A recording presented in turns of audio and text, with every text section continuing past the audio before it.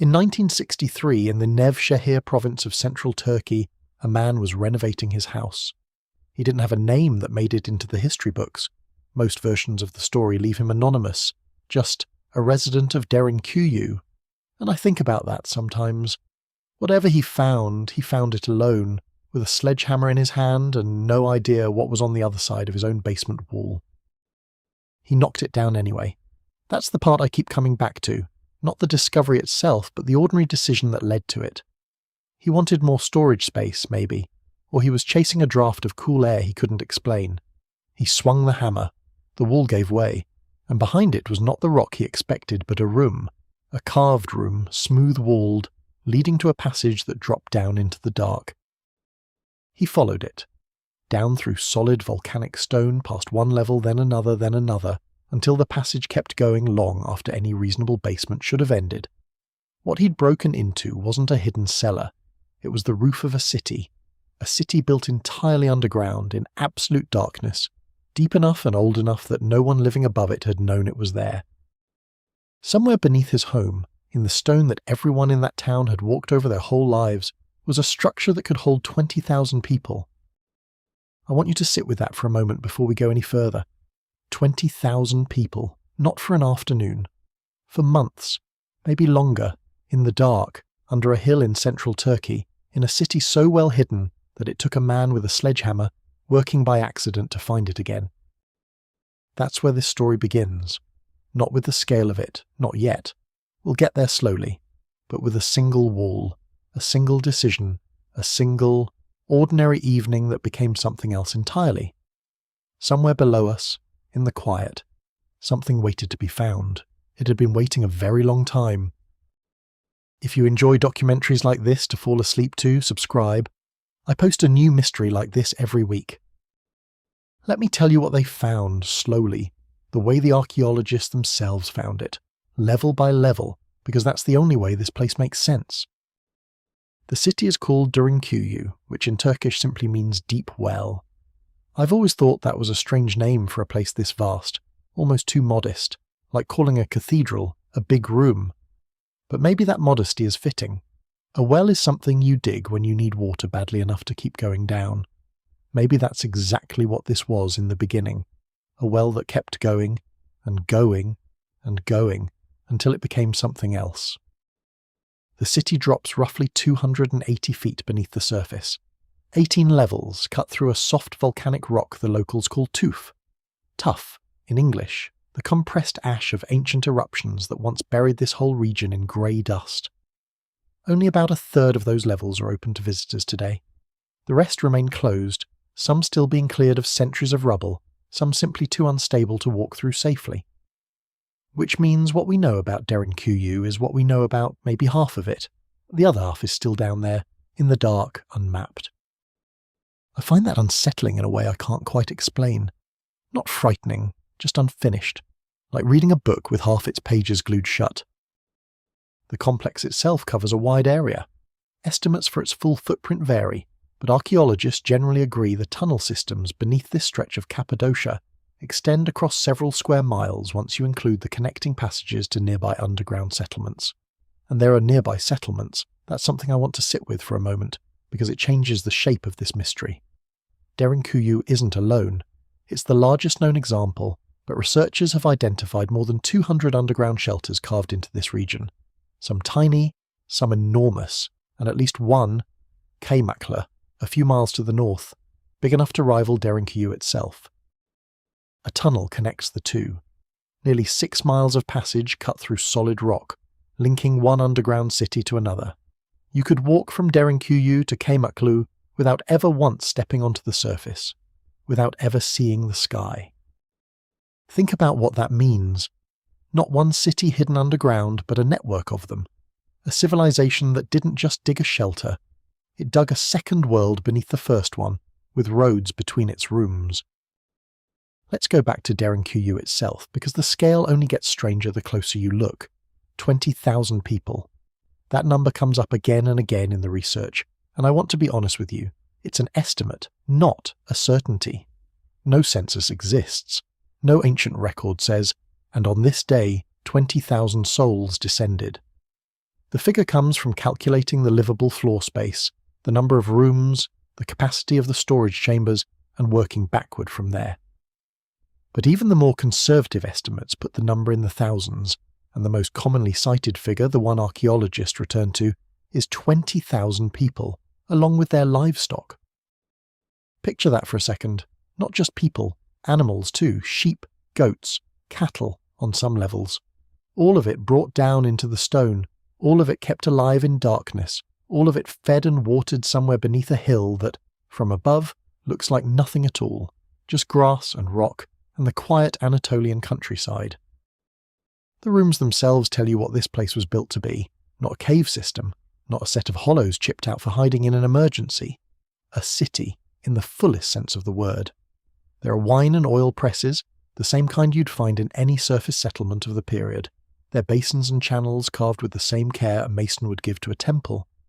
There are stables, with feeding troughs cut directly into the walls at the right height for livestock, and small drainage channels along the floor to carry waste away. There are kitchens blackened with the soot of countless small fires, positioned near air shafts so the smoke would draw upward and out rather than filling the room. There are storage chambers, dozens of them, some enormous, lined with niches for clay jars that would have held grain, oil, wine, dried fruit.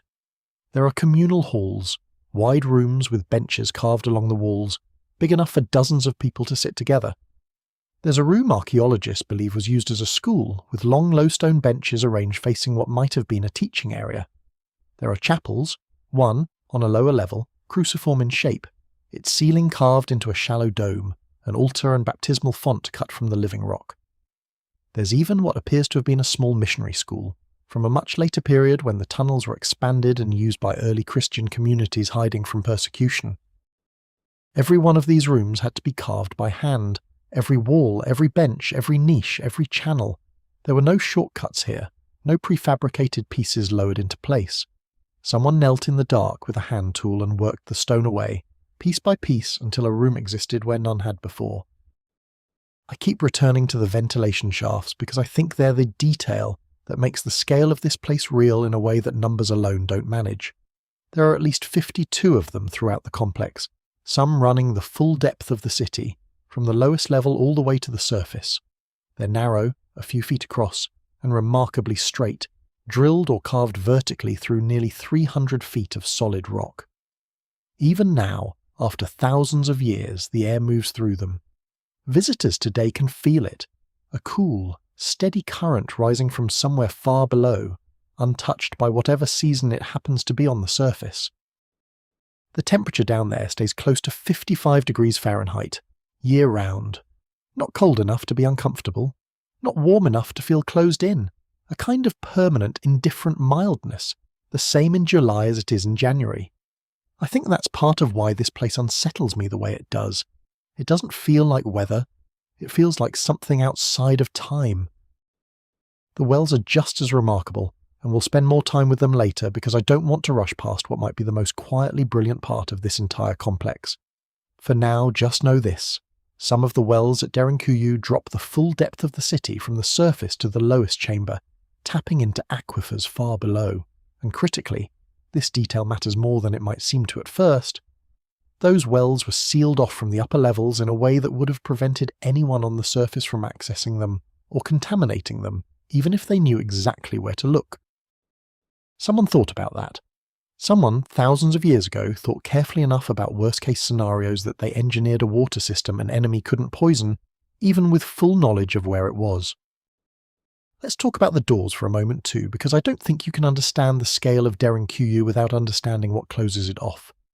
Massive circular stone slabs, some weighing close to half a ton, cut to fit precisely into carved tracks at key junctions throughout the complex.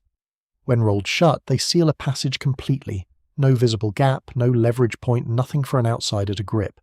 Each level could, in theory, be closed off independently of the others. A defensive structure not just at the entrances, but woven through the entire depth of the city, over and over again, level after level. I want to slow down here and just let the scale of the labour sink in, because I think it's easy to hear these numbers. 18 levels, 20,000 people, 52 shafts, 6 miles of connecting tunnel. And let them pass by as abstractions. They shouldn't. Every one of those numbers represents years, generations of people working in the dark with simple iron tools, chipping away at rock a few inches at a time, carrying the debris out by hand, over and over, for long enough to create a hidden world beneath their own feet. Archaeologists have never found the massive spoil heap you'd expect from a project this size.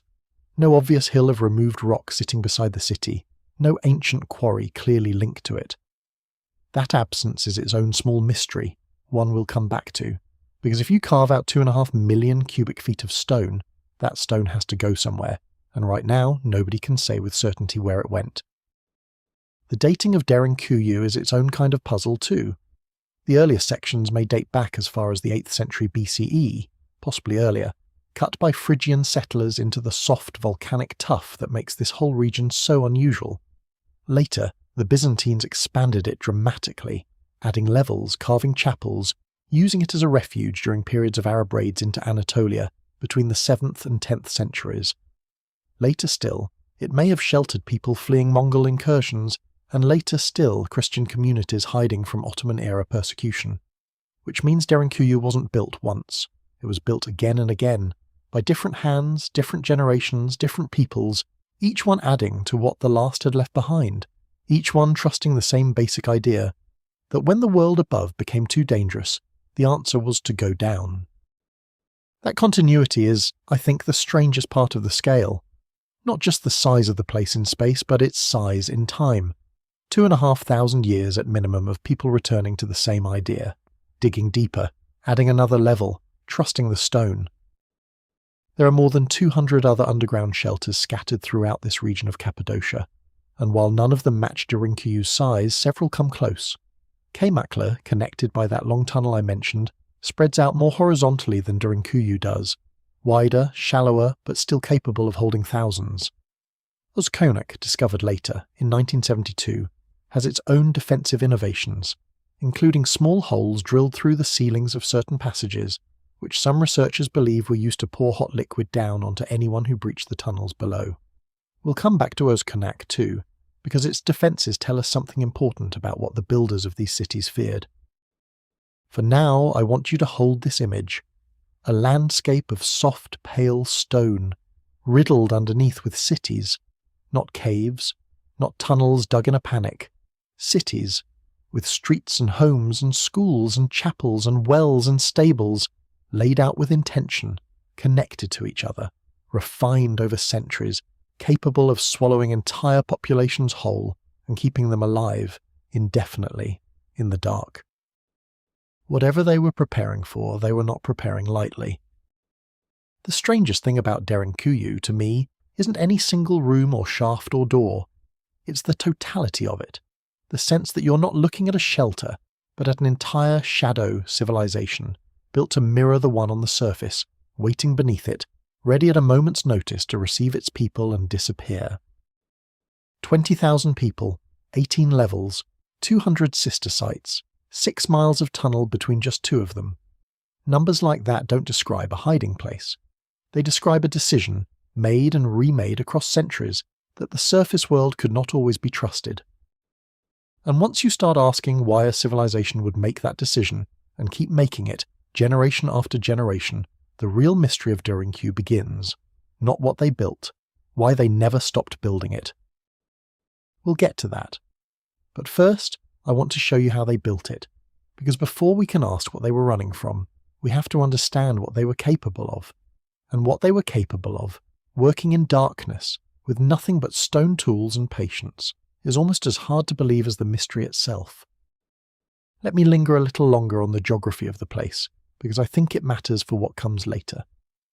Cappadocia sits in central Anatolia, a high, dry plateau shaped by volcanoes that went quiet millions of years ago, leaving behind a landscape of soft ash stone carved by wind and water into strange spires and valleys, the fairy chimneys that draw tourists there today.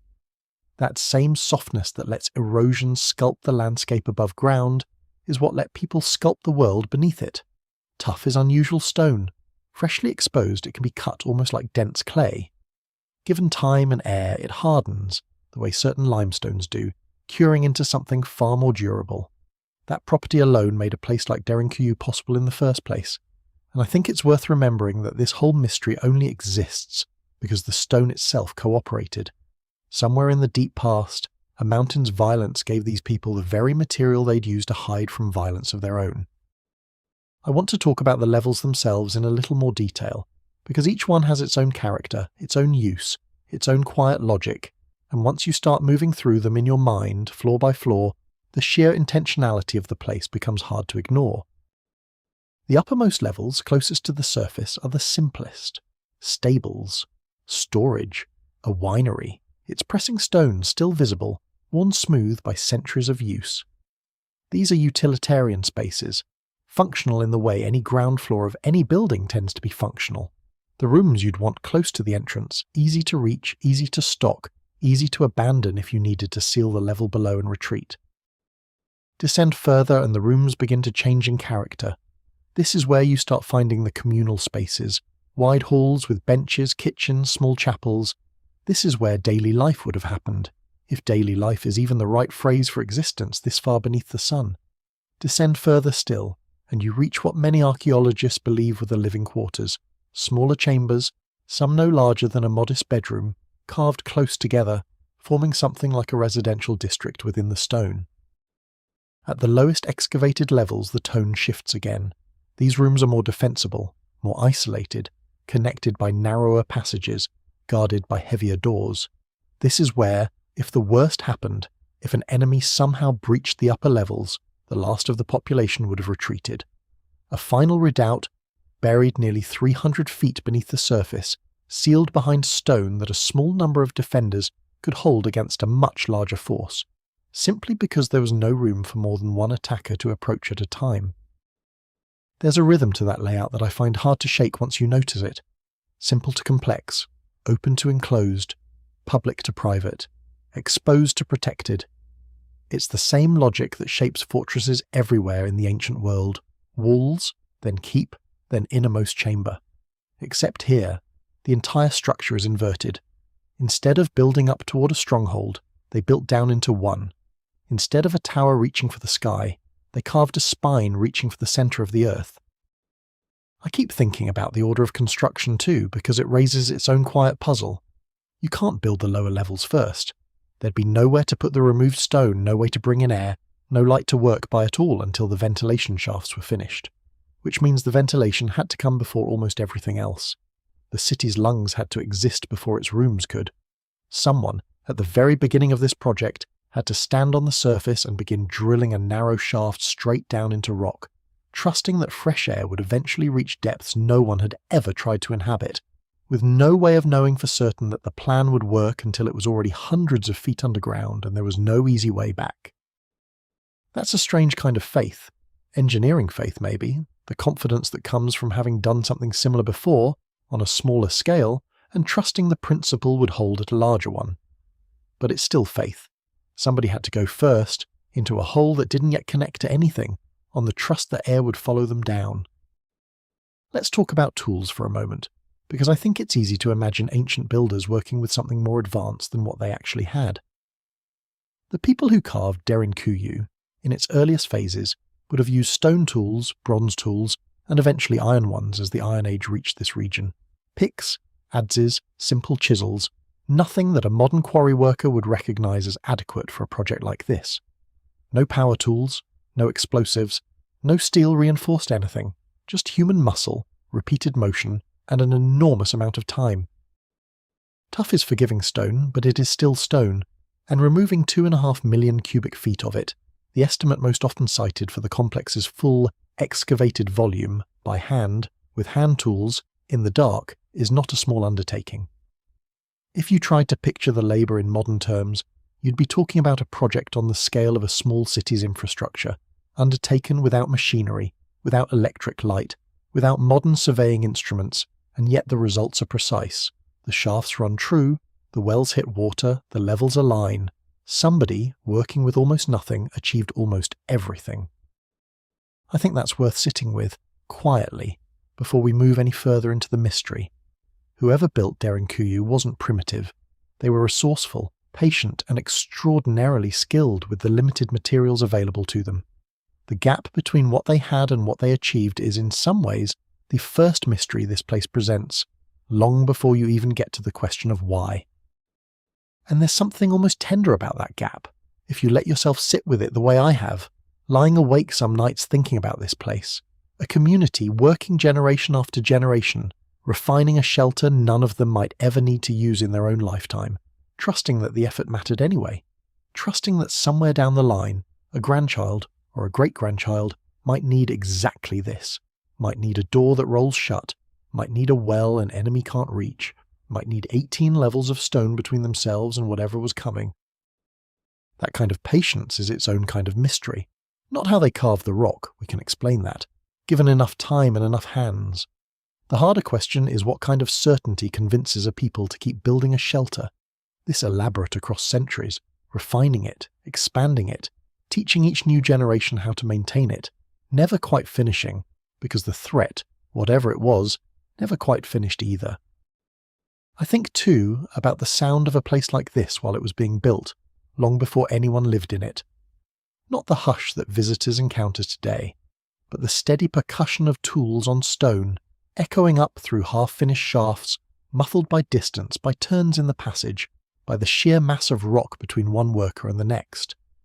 Sound would have carried strangely down there, the way it always does in stone, arriving thin and directionless, so that you might hear the tap of a chisel 2 levels away and mistake it for something happening right beside you.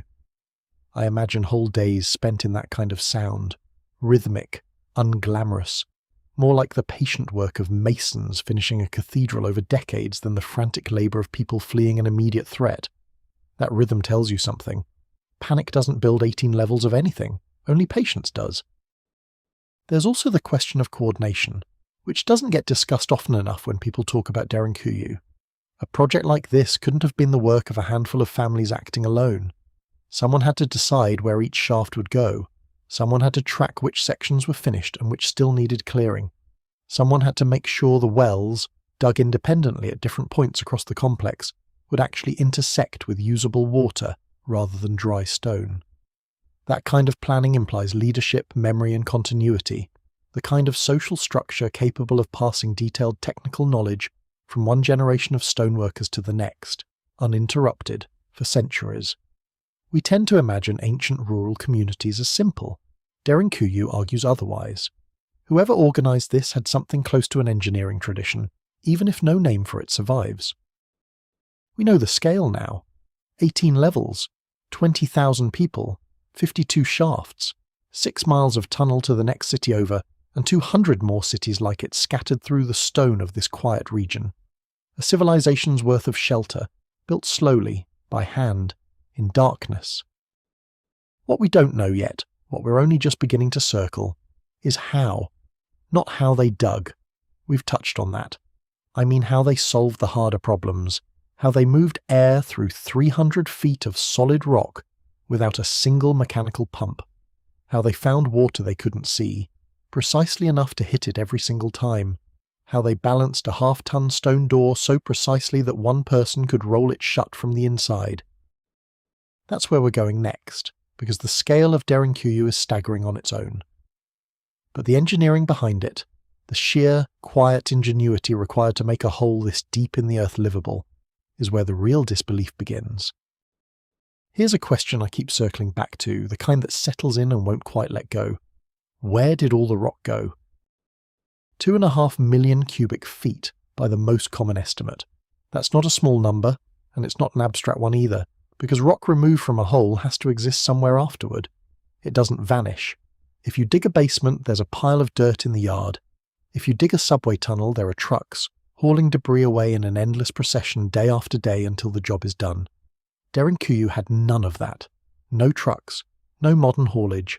And yet, when you look at the landscape around the city today, there is no obvious mountain of removed stone, no ancient quarry pit sitting conspicuously beside the entrance, filled with the telltale rubble of a project this size. Where did it go? The honest answer is that nobody knows for certain. A few explanations get proposed. Some researchers believe the stone was carried out gradually, over generations in small amounts, scattered across fields, worked into terracing, ground down and mixed into the soil so thoroughly that it left no obvious trace. That's plausible, if you spread 2.5 million cubic feet of soft volcanic debris across enough farmland, across enough centuries, it simply becomes part of the ground, indistinguishable from everything else. Others think some of it was used in surface construction nearby, worked into walls, foundations, the packed floors of surface buildings that have long since crumbled or been rebuilt. That's plausible too. Tuff, once it's cured, makes reasonable building material. But here's what I keep circling back to. Both of these explanations require something that feels almost harder to accept than the digging itself: discretion. Whoever removed that stone didn't leave a mark, didn't leave the kind of obvious debris field that even the most careful ancient project usually leaves somewhere nearby. That takes deliberate effort. Effort spent not just carving the city, but hiding the evidence that it was being carved at all. Which raises an uncomfortable question. If you're building a shelter, a hiding place, wouldn't you want to hide the fact that you were building it in the first place? A visible mountain of fresh-cut stone outside your village is not exactly subtle. It announces, to anyone passing through, that something significant is happening underground nearby. If the whole purpose of this place was concealment, then concealing the construction itself would have been the first and most obvious priority. Maybe that's the answer. Maybe the missing rock isn't a mystery of engineering at all. Maybe it's a mystery of secrecy, the first sign that whoever built this understood, from the very beginning, that being found would defeat the entire purpose of the project. Let's move to the shafts now, because I promised we would, and because I don't think anything at Derinkuyu demonstrates the engineering skill of its builders more clearly than the way they solved the problem of air. 52 ventilation shafts at minimum run through the complex. Some drop the full depth of the city, nearly 300 feet, from the surface down to the lowest excavated level. They're narrow, typically a few feet across, and they are, almost without exception, remarkably straight. Not wandering, not veering off course the way you'd expect from a hand-dug shaft cut blind through solid rock over hundreds of feet. Straight, vertical, true. Think about what that requires. If you're digging downward through stone you can't see through, with no laser level, no modern surveying equipment, how do you keep a shaft from drifting off true over a depth of nearly 300 feet? Even a slight deviation, compounded over that distance, would leave you significantly off course by the time you reach the bottom. And an off-course shaft doesn't just look messy. It can fail to connect properly with the levels it's meant to ventilate. It can undermine the structural stability of everything around it. Researchers believe the builders likely used a plumb line, a weighted cord dropped from the surface to check their alignment continuously as they worked downward, along with careful incremental measurement at every stage. It's not an exotic technique. It's actually a very old one, used by builders across many ancient cultures to establish true vertical lines. But using it correctly, consistently, over a depth of nearly 300 feet of solid rock, digging by hand in low light, without a single significant deviation, speaks to a level of discipline that I think is easy to underestimate from where we're sitting. And it wasn't only about digging straight. The shafts had to be positioned correctly relative to each other in the first place, spaced and angled so that air would actually circulate through the complex, rather than simply sitting stagnant in isolated pockets. This is where the real cleverness comes in, because the system doesn't rely on any external power source. No pumps, no bellows, no mechanical assistance of any kind. It works entirely on the natural principle of convection, the tendency of warm air to rise and cool air to sink. Some shafts were positioned to draw warm air up and out of the complex. Others were positioned to let cooler surface air sink down to replace it. The pressure difference this creates drives a continuous self-sustaining current of fresh air through the entire structure, all the way down to the lowest levels, without a single moving part. That's not primitive engineering.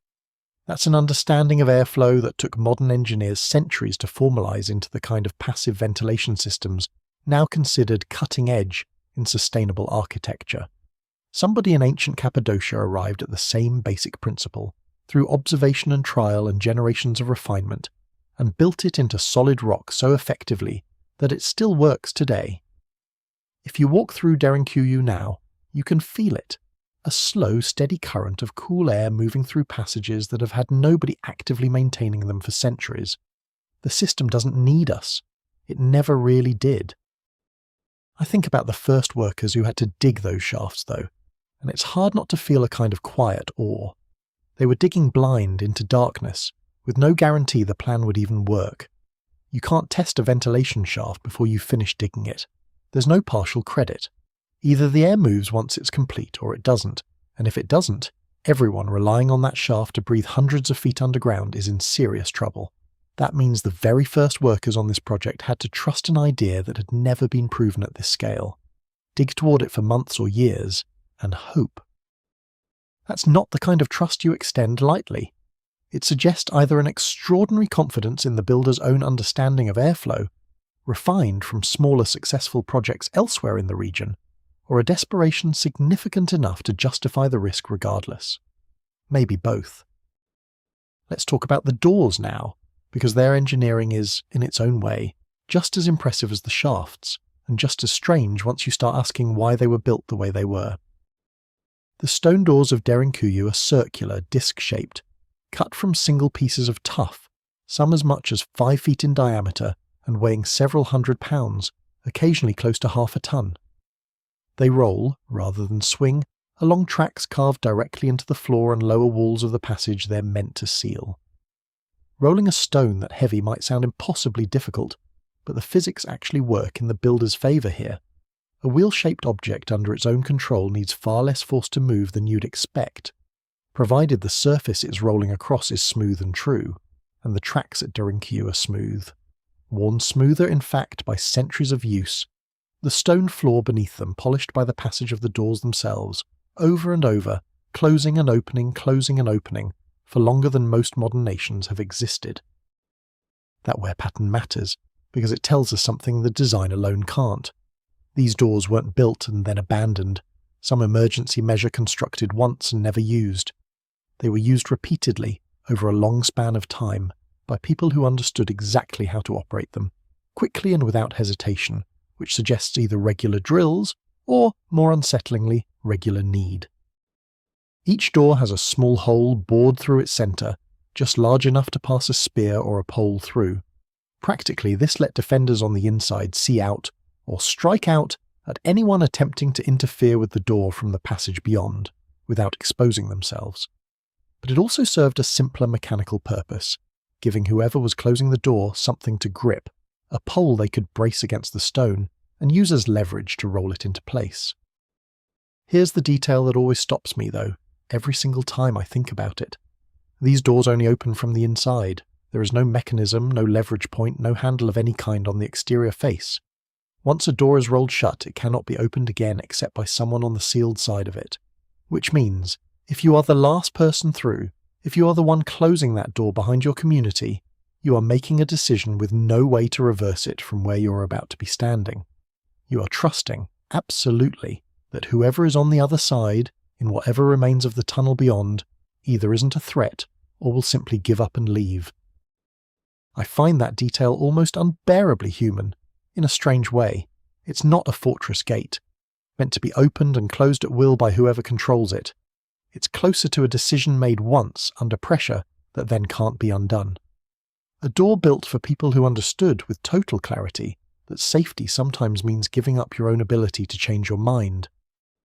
The placement of these doors throughout the complex tells its own story too.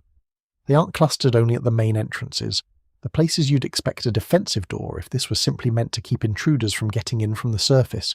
They're distributed throughout the depth of the city, at major junctions between levels, dividing the entire structure into segments that can each be sealed independently of the others. That's not the architecture of a single barrier meant to keep the outside out.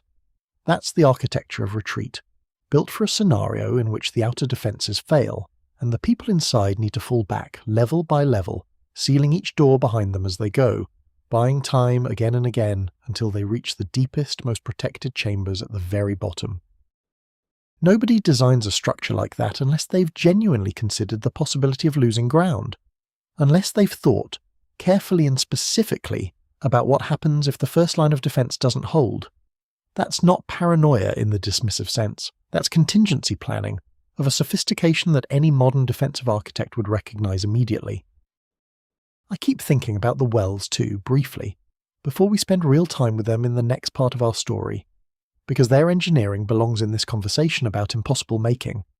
Some of the wells at Derinkuyu dropped the entire depth of the complex, from the surface to the lowest level, and they were dug with enough precision to tap directly into underground aquifers the builders could not see, could not test in advance, and could not afford to miss. You don't get a second attempt at a well 300 feet deep, not with hand tools, not with the labour investment required. Every well had to work essentially on the first serious attempt, which means whoever planned these wells had a working understanding of the region's underground hydrology precise enough to place a shaft correctly before ever confirming water was actually there. That kind of knowledge doesn't come from luck. It comes from generations of observation, of noting where springs emerged on the surface, where the land held moisture longest during dry seasons, where wells dug on neighbouring properties had found water, and at what depth. Its empirical knowledge, built the slow way through trial and memory, passed down until it became reliable enough to bet an entire well shaft on. When you put all of this together, the ventilation, the doors, the wells, the sheer volume of stone moved and somehow hidden, you start to see Derinkuyu not as a primitive shelter scraped out in a hurry, but as one of the more sophisticated engineering achievements of the ancient world, built by people who understood airflow, hydrology, structural loading, and defensive design well enough to solve each of these problems correctly, permanently, with tools that would strike most of us today as barely adequate for the job. And they did it all in darkness. That's the detail I keep returning to again and again, because I think it's the one that's easiest to forget once you're absorbed in the numbers and the engineering. Every measurement, every alignment, every carved surface, achieved by people working by the light of small oil lamps, flames that would have flickered and guttered in the moving air of their own ventilation system, casting shadows across walls that curved away into darkness in every direction. They couldn't step back and admire their work the way we might. They couldn't see the whole shaft at once, the way we can in a photograph today. They experienced this place one small circle of lamplight at a time, trusting that the larger structure they couldn't see was coming together correctly somewhere beyond the reach of their light. That's not just impressive engineering. That's a kind of faith made physical, carved directly into stone, one lamplit hour after another, for longer than anyone alive at the time could have expected to live to see finished. We know now how they built it. What we still don't know, not with any certainty, is why they needed something built this well, this thoroughly, this defensibly. And that question only gets stranger the deeper we go. So let's go deeper, let's look at the water, because I don't think there's a more elegant piece of engineering anywhere in this entire complex, and I don't think there's a stranger clue to what they feared. Water is the first thing your body worries about when it imagines being trapped somewhere. Not food. Food we can survive without for weeks if we have to. Water is measured in days, sometimes in hours if the heat is bad enough. It sits low in the mind underneath the more dramatic fears, quiet and constant, the way thirst itself is quiet and constant, a small persistent voice that never quite stops asking to be answered. Whoever built Derinkuyu understood that better than almost anything else about this place suggests they understood. The main well system drops the full depth of the complex, from the surface all the way down to the lowest excavated level, a vertical shaft roughly 3 feet across, dug with enough precision that a stone drop from the top would fall nearly the entire distance without touching the sides. That kind of precision, over that kind of depth, dug entirely by hand, is remarkable on its own. But the placement of the well is what I find myself thinking about most, late at night, turning it over. The well shaft was cut off from the upper levels of the city in a very specific way. You could draw water from it at various points as it descended, but the shaft itself, the open channel running from the surface down through the rock, was not accessible from inside the residential and communal areas of the upper city. This meant that even if an enemy found the well opening on the surface, even if they somehow discovered exactly where it was and understood exactly what it fed, they still could not use it to access the tunnels below, and more importantly, they could not use it to contaminate the water supply the people underground depended on. Think about what that means. Whoever designed this wasn't only thinking about keeping people out, they were thinking about keeping the water clean, specifically as a separate and deliberate problem to be solved.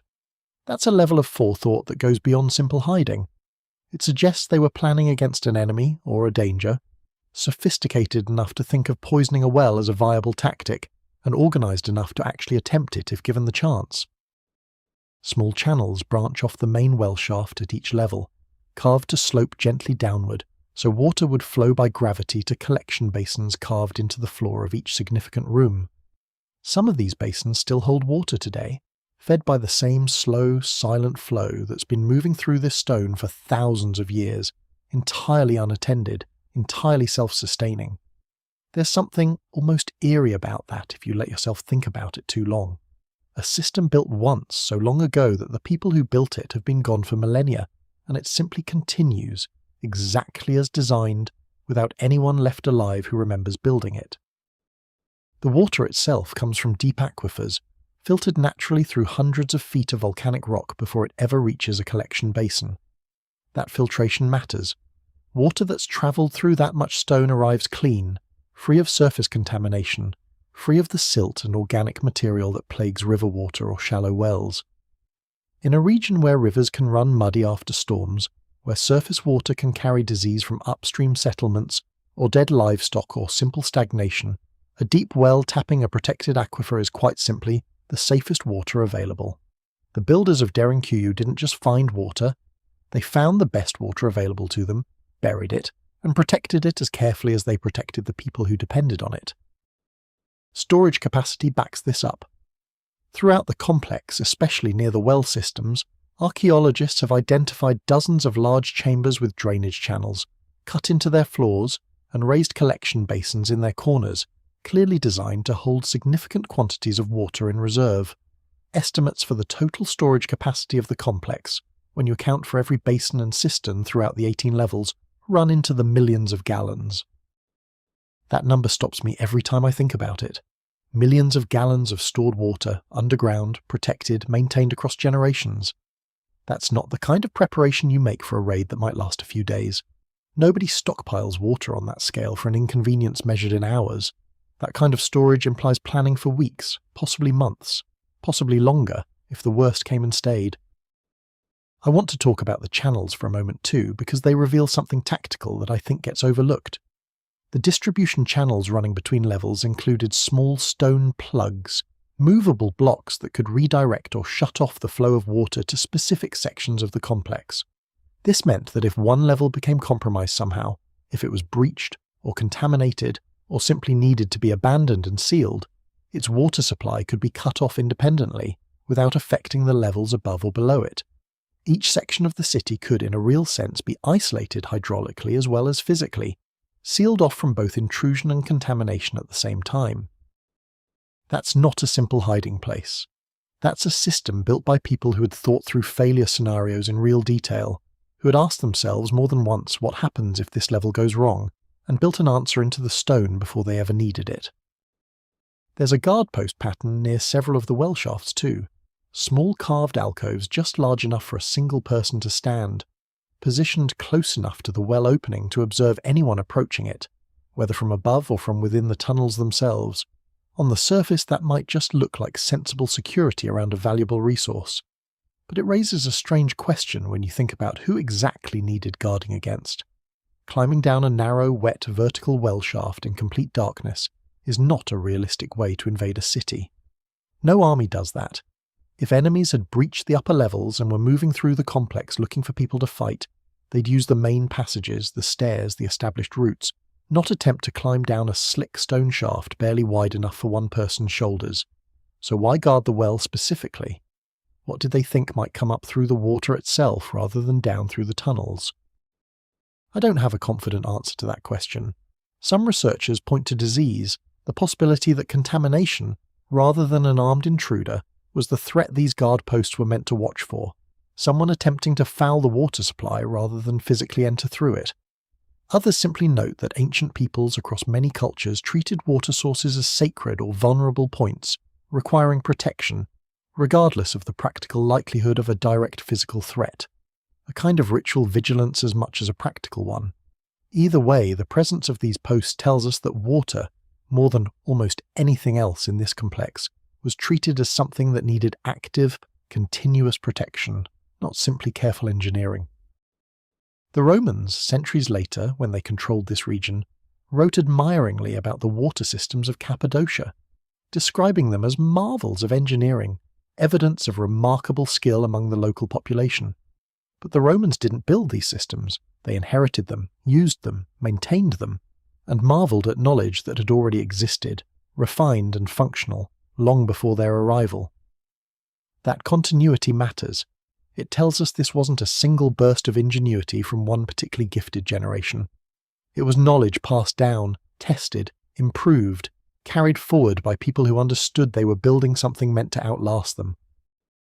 If you're using this to fall asleep, that's exactly why I make these videos. Maybe subscribe and let me know where you're watching from and what time it is. I always read the comments, and it's fascinating to see people from all over the world tucked into their own quiet corners of the night listening to the same slow story. Anyway, back to the water, because there's one more piece of this that I think deserves its own quiet moment. Some of the ancient texts from this broader region, not written about Derinkuyu specifically, but from cultures living across Anatolia and the surrounding lands during roughly the same span of centuries, mention water contamination and disease spreading through shared water sources as recurring serious threats, the kind of danger significant enough to be recorded, worried over, guarded against in both practical and religious terms. Hittite records from earlier periods describe plagues moving through populations, illness that seemed to travel along the same paths people and animals travelled, following rivers, following wells, following the movement of refugees fleeing one disaster, only to carry it somewhere new. In a world without any understanding of germs, without any real ability to identify how disease spread, a community that had learned, through hard experience, that shared water sources were dangerous during times of crisis, might reasonably respond by building water systems as isolated, as protected, as redundant as they could possibly manage. That reframes the water system at Derinkuyu just slightly, in a way I find genuinely moving. Maybe the deep wells and the isolated channels and the guarded shafts weren't only, or even primarily, about keeping out human enemies. Maybe they were about keeping out something smaller, something that couldn't be fought with a spear or a stone door, something that travelled invisibly through water and air and touch, and that a community, having survived it once, or having heard enough stories about surviving it, decided they would never again leave themselves vulnerable to. It's a quieter kind of fear than an invading army, but in some ways it's a more universal one. Every civilization in every era has, at some point, been afraid of what it couldn't see moving through its water. We'll come back to disease and to the broader question of what exactly they were defending against later in this story.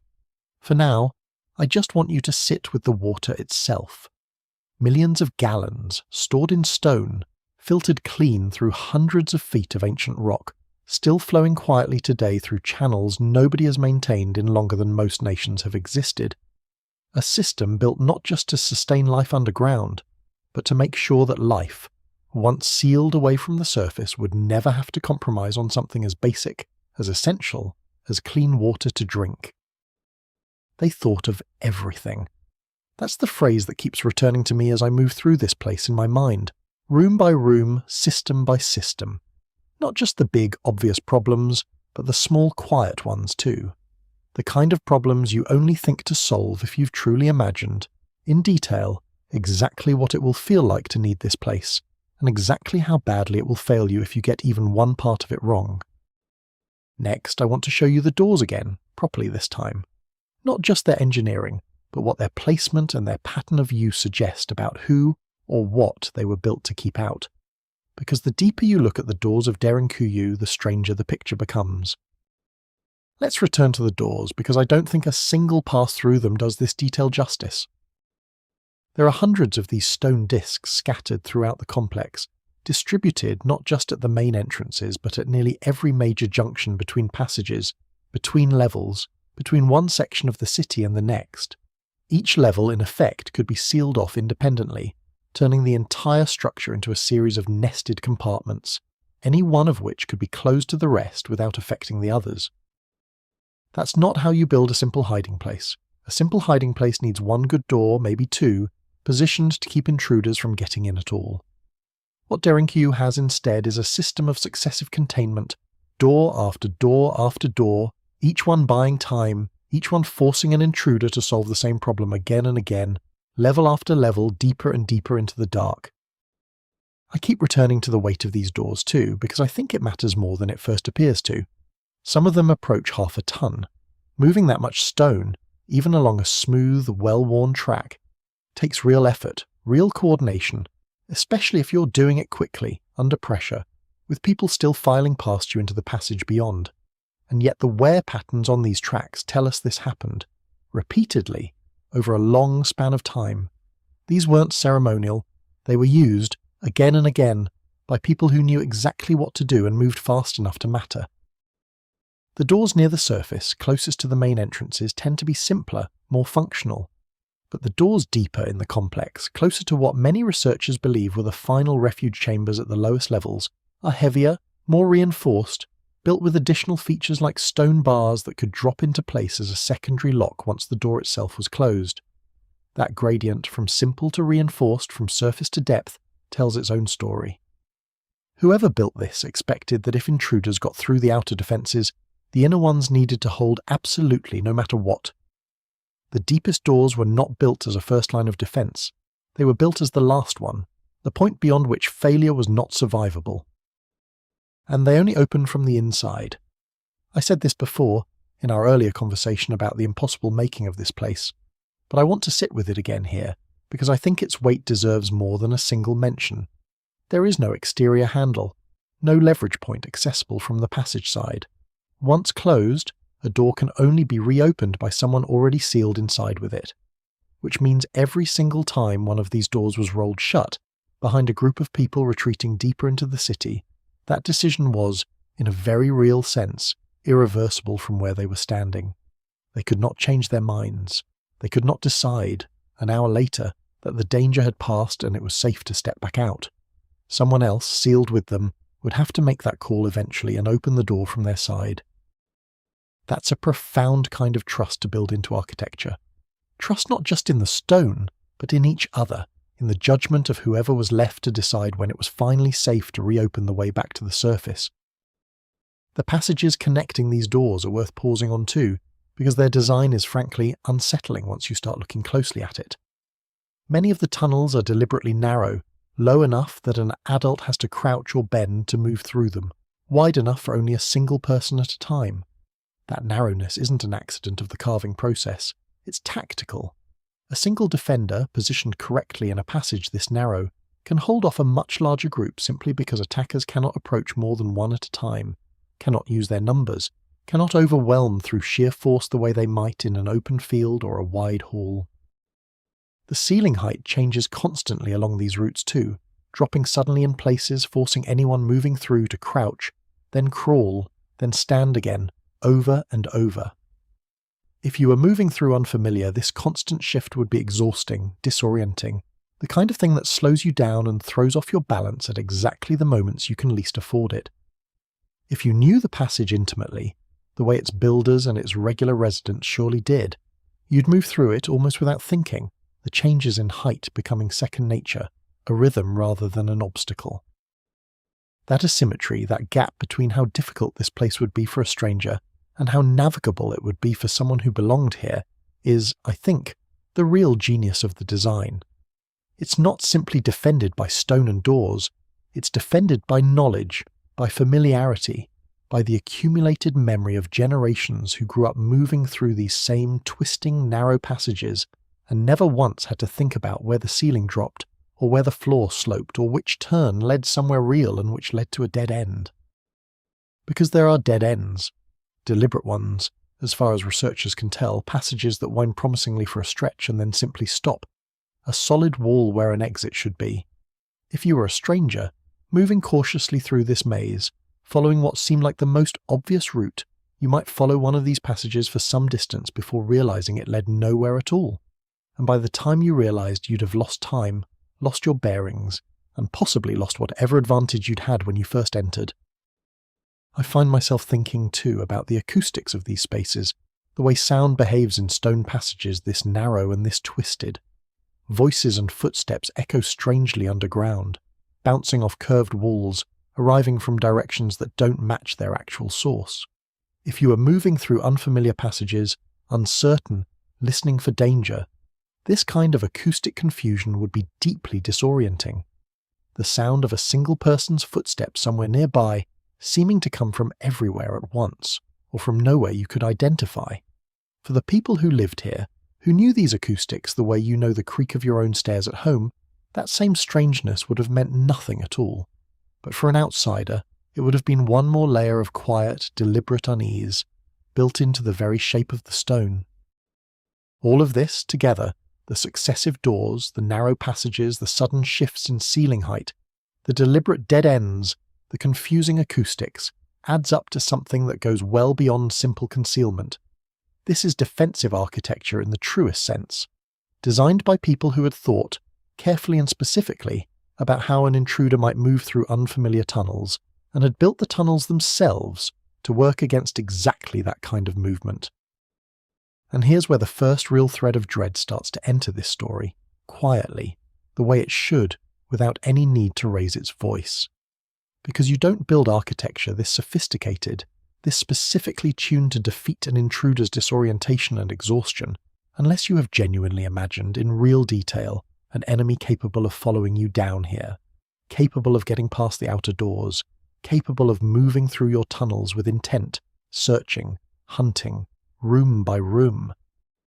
A natural disaster doesn't need to be confused by narrow passages. A flood doesn't care about dead ends. A famine doesn't get lost in the dark.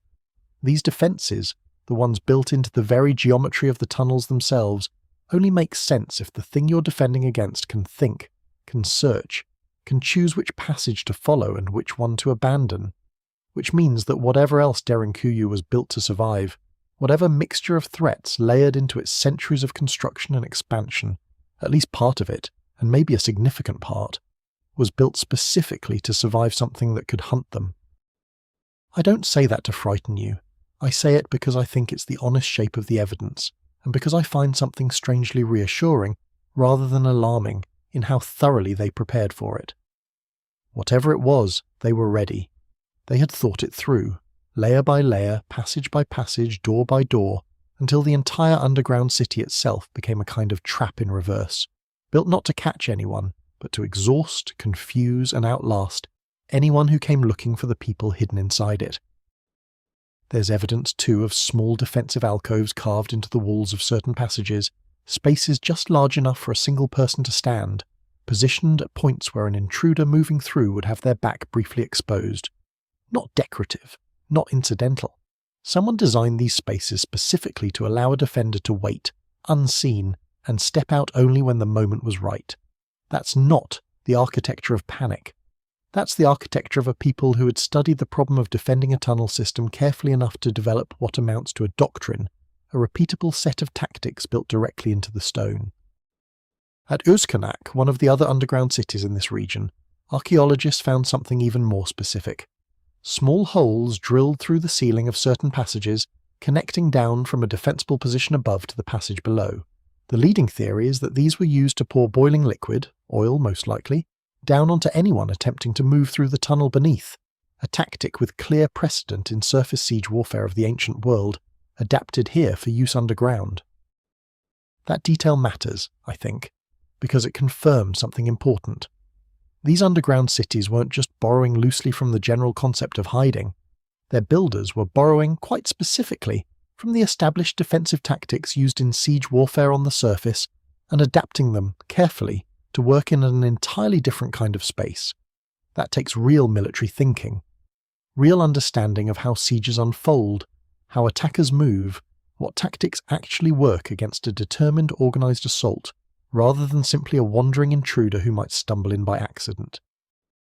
So who are they preparing for?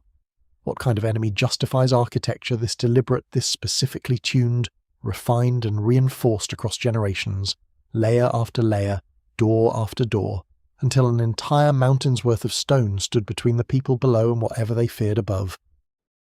That's the question we're circling now, slowly, the way this whole story has circled it from the very beginning. And before we can answer it, I think we need to spend some time with the people themselves, the ones who actually lived inside all of this careful, patient dread. Because the stone tells us how they defended themselves. It's the people who can tell us, if anything can, what it actually felt like to need defending at all. It's easy, when you're talking about ventilation shafts and stone doors and defensive geometry, to lose track of the fact that this was, for however long each retreat lasted, somebody's home. Not a fortress in the abstract. A place where children slept, where meals were cooked, where people argued and made up and worried about each other, all of it happening in the dark, hundreds of feet beneath a sky none of them could see. I want to spend some time there now with the people rather than the stone, because I think it's the only way to really understand what this place meant. There are rooms throughout Derinkuyu that archaeologists believe served as a kind of school, long, low stone benches arranged facing what might once have been a teaching area. It's a small detail, easy to skip past, but I find it enormously moving every time I come back to it. Whatever crisis brought people underground, however serious, however frightening, someone still thought to teach the children. Someone still carved out a room, took the time to make it work for its purpose, decided that education couldn't simply stop just because the sky disappeared.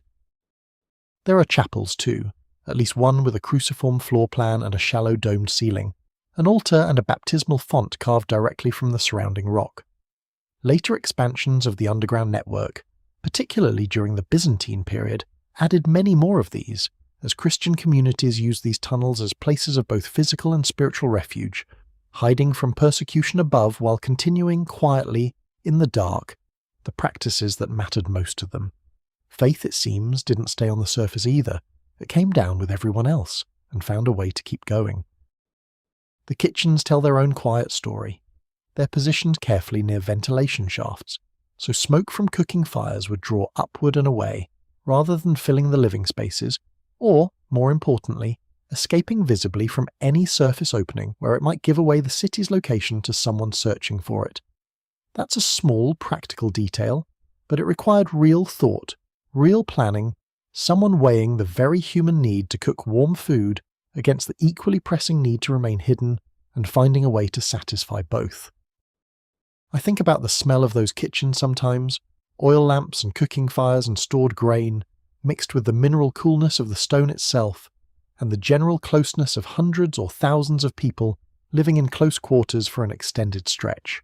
It would not have been a pleasant smell by any modern standard, but it would have been, I imagine, a deeply comforting one too, in its own way. The smell of a working household continuing to function despite everything. The stables and animal pens matter here too.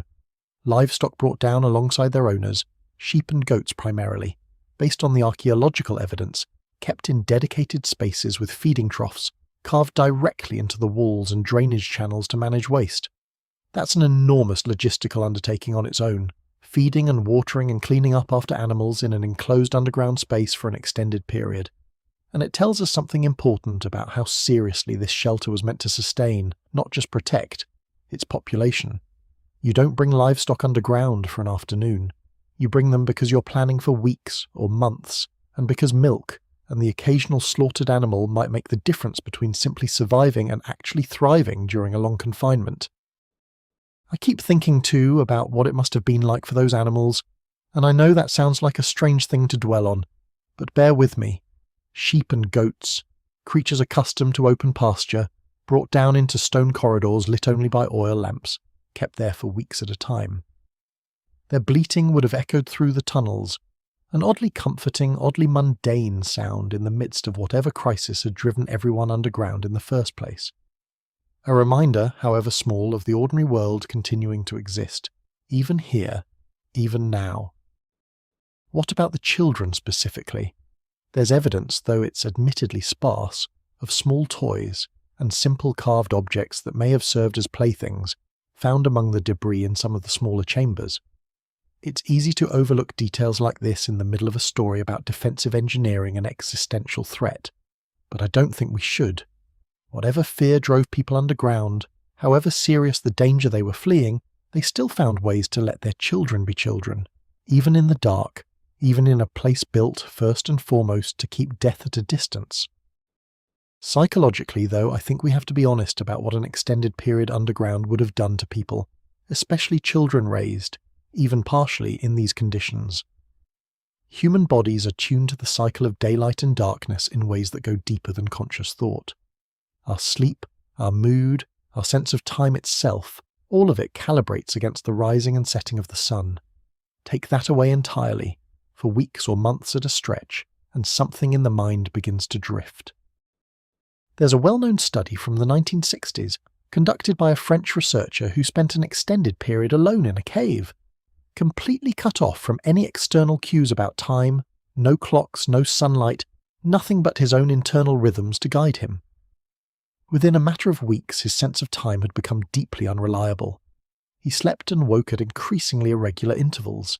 His mood shifted, sometimes dramatically, and by the end of his time underground, he reported experiencing a kind of loneliness and disorientation that went well beyond what he'd expected going in.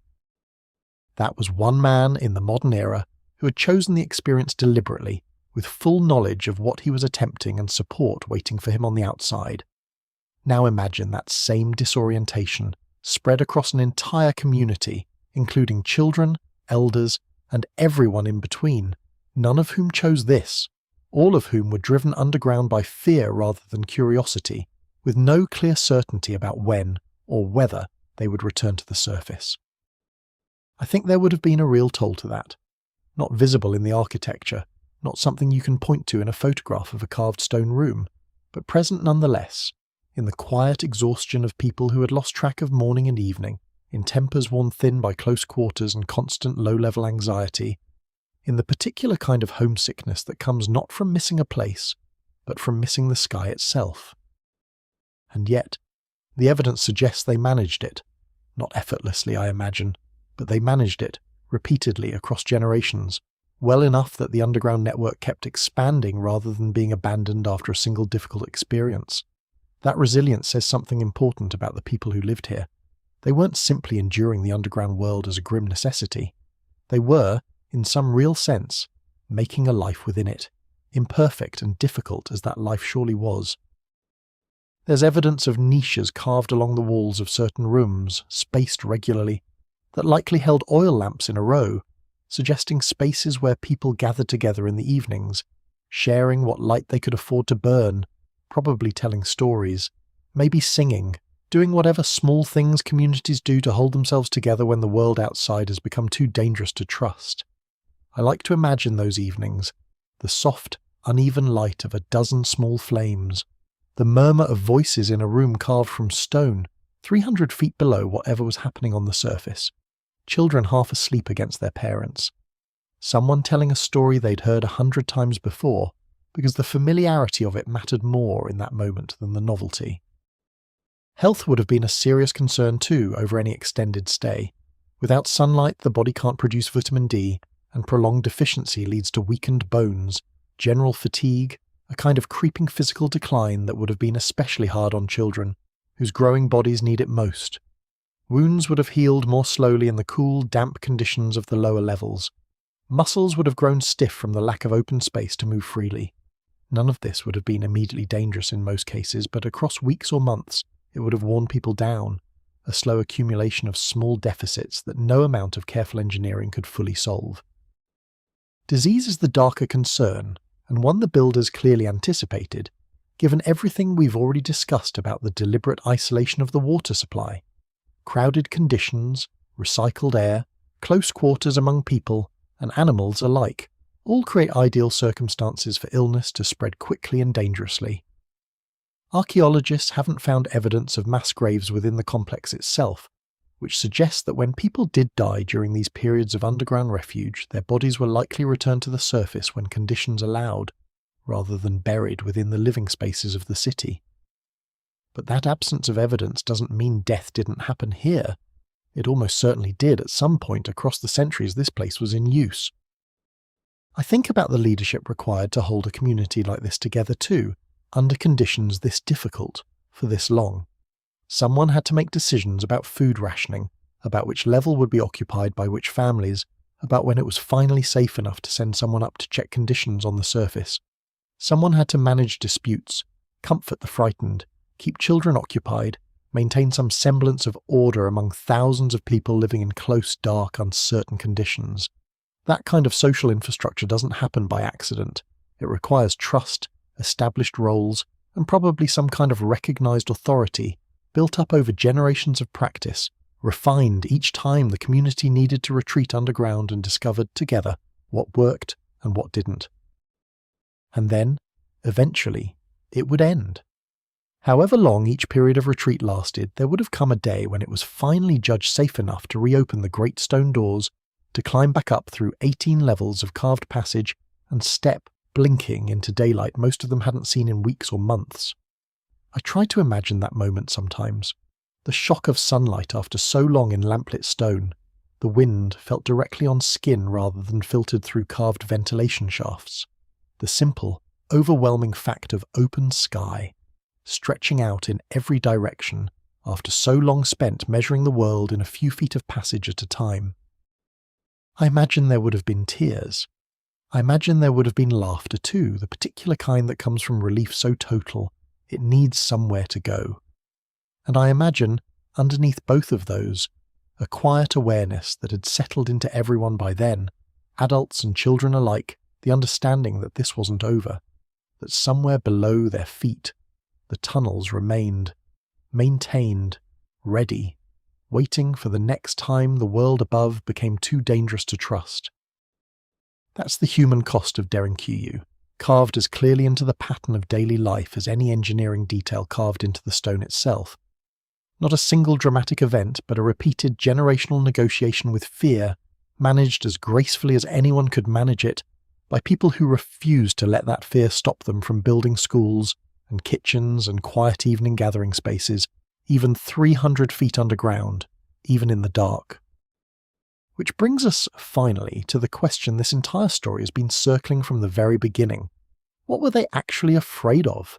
What kind of threat justifies a response this total, this sustained, this carefully refined across so many generations that an entire civilization's worth of engineering and daily life came to be organized around the simple, recurring need to disappear?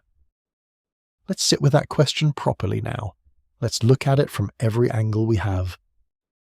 Here is what I keep coming back to, more than any single detail of stone or water or ventilation. Whatever drove the people of Cappadocia underground again and again across more than 2,000 years was not a single event. It was a pattern, a recurring generational certainty that the surface world could at any time become unsafe enough that the only reasonable response was to disappear into the earth. That's a strange thing for a civilization to organize itself around. Most societies, even ones that face real and serious danger, build their defenses on the surface: walls, watchtowers, fortified hilltops. The instinct, historically, is almost always to stand your ground somewhere visible, somewhere you can see danger coming and meet it directly. Derinkuyu represents something different, an instinct not to stand and meet the danger, but to vanish from it entirely, to remove yourself so completely from the world above that whatever was hunting you would have nothing left to find. That's not the response of a people facing a single specific enemy they understood well enough to fight directly. That's the response of a people who had learned, likely through hard and repeated experience, that some dangers simply could not be fought, only outlasted. So what were those dangers? Historically, this region genuinely did face an unusually layered set of threats, stacked one on top of another across the centuries, any of which could plausibly explain part of what we see at Derinkuyu, and none of which fully explains all of it on its own. Let's start with the geography itself, because I think it matters more than it's usually given credit for. Cappadocia sits at a genuine crossroads, a corridor of relatively passable land connecting Anatolia to the wider Near East, which meant that for thousands of years this was territory that empires wanted to move through, control, or fight over. The Hittites controlled this region during the Bronze Age. Persian forces swept through during their westward expansion. Alexander's armies passed this way. Roman legions later held it as a frontier province. Arab raiding parties pushed into Anatolia repeatedly during the early medieval period, sometimes reaching deep into Cappadocia itself. Seljuk Turks arrived in waves starting in the 11th century. Mongol forces moved through during the 13th. Ottoman authority eventually settled over the whole region, not always gently, particularly toward religious minorities. That's an extraordinary density of upheaval, layered across more than 2 millennia in a single relatively small region. Almost no other stretch of land in the ancient world experienced quite this much continuous disruption from quite this many different directions. If you're looking for a simple explanation for why people here might have developed such an intense, sustained commitment to underground shelter, the sheer historical instability of this specific crossroads is, on its own, a genuinely compelling answer. But I don't think it's the whole answer, and here's why. Most of that upheaval, serious as it was, still consisted of the kind of threat surface fortifications are generally built to handle: walls, hilltop refuges, fortified towns. Cappadocia does have some of those too elsewhere in the region, so why did this particular population, in this particular area, develop something as extreme, as total, as going 18 levels underground, when their neighbours elsewhere in Anatolia, facing broadly similar historical pressures, generally didn't take defence to quite this extreme? Part of the answer, I think, is simply that the geology allowed it. Not every region has soft, workable volcanic tuff sitting conveniently beneath the surface, waiting to be carved. Cappadocia's unusual stone made an underground solution physically achievable, in a way it simply wasn't for most other threatened populations throughout history. If the ground beneath your feet can be carved with hand tools into a livable, defensible space, and the danger above is serious and recurring enough, eventually somebody tries it, and once it works, once a shelter like this proves itself even once, the incentive to expand and refine it, generation after generation, becomes obvious. That's a satisfying piece of the puzzle, but I don't think it's sufficient on its own either, because it still doesn't fully explain the specific character of the fear embedded in this place, the isolated, protected water supply, the doors that only open from the inside, the narrow, deliberately disorienting passages built specifically to defeat an intruder capable of thinking and searching.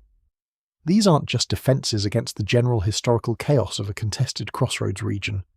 They read as defences against something more specific, more calculated, and in some ways, more patient than a typical raiding army passing through. Which brings us to the three explanations that researchers keep returning to, again and again, when they try to account for the full picture at Derinkuyu, each one compelling in its own way, none of them fully satisfying on their own, and all of them, I think, worth taking seriously together rather than in isolation. The first is environmental. Not war at all, but the world itself turning dangerous, through climate disruption, volcanic winters, drought, the kind of slow-moving disaster that doesn't announce itself with an army at the gates, but instead arrives gradually, in failed harvests and strange skies and years that simply refuse to behave the way years are supposed to behave. We know, from ice cores and tree rings and layers of ash preserved in the ground across multiple continents, that this broader era of history saw real, documented instances of exactly this kind of disruption, some of them severe enough to contribute to the collapse of entire civilizations elsewhere in the ancient Mediterranean world. The second is mythological and textual, the possibility that the people of this region carried, in their stories and their sacred texts, inherited memories of catastrophe significant enough to shape how they understood danger itself, memories that may have blended real historical disaster with religious and cultural meaning, until the two became inseparable, a fear passed down not through direct memory, but through story, ritual, and text, generation after generation, until building a refuge against exactly this kind of remembered catastrophe became simply what you did, without anyone needing to fully articulate why. The third is human. Not the general historical chaos of invading armies passing through, but something more specific, more calculated. An enemy, or a category of enemy, that this particular population had learned, through direct and painful experience, would come for them specifically, repeatedly, with intent, and that required a defence sophisticated enough to outlast intent itself. I don't think any of these three explanations excludes the others. In fact, the more time I spend with this place, the more I think the honest answer is that all three were true, at different points, layered on top of each other across the more than 2,000 years this complex was in continuous use and expansion. A shelter first carved, perhaps, in response to one kind of danger, expanded later in response to another, refined again by a generation facing something entirely different, each layer of construction responding to whatever fear was most immediate at the time, while still benefiting from everything the layers before it had already solved. That's actually, I think, the most honest way to understand Derinkuyu, not as the product of a single terrifying event, answered once, and then maintained out of habit.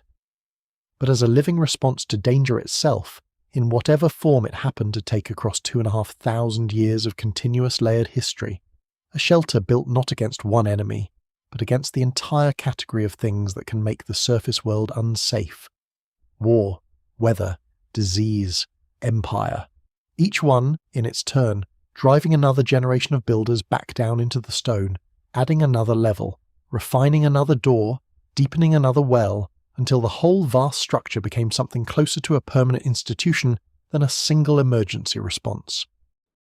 I find that framing strangely comforting, honestly, more comforting than any single explanation would be on its own. Because it means Derinkuyu isn't really the story of one specific terror. It's the story of a community's relationship with uncertainty itself, sustained and adapted across an almost unimaginable span of time, refined by each generation that inherited it, until going underground when the world turned dangerous became not an act of desperation, but simply a known, practiced, reliable response, as familiar and unremarkable in its own way as locking your door at night. Let's look at each of these three explanations properly now, one at a time, slowly, the way this whole story deserves to be looked at. We'll start with the sky itself, and the possibility that the greatest danger these people ever faced didn't come from other people at all, but from the world turning strange above them, one failed harvest, one darkened summer at a time. Imagine for a moment that you're a farmer in ancient Cappadocia, and one summer the light changes. Not dramatically, not all at once, but noticeably, the way a room feels different when a cloud passes over it, and simply doesn't leave. The sun rises pale, filtered through a haze that never quite clears. The air smells faintly of something you can't identify, mineral and strange. Your wheat, planted at the right time, watered as carefully as always, comes up stunted, thin, wrong. The birds that usually fill the mornings with sound have gone quiet or gone entirely. You don't know why.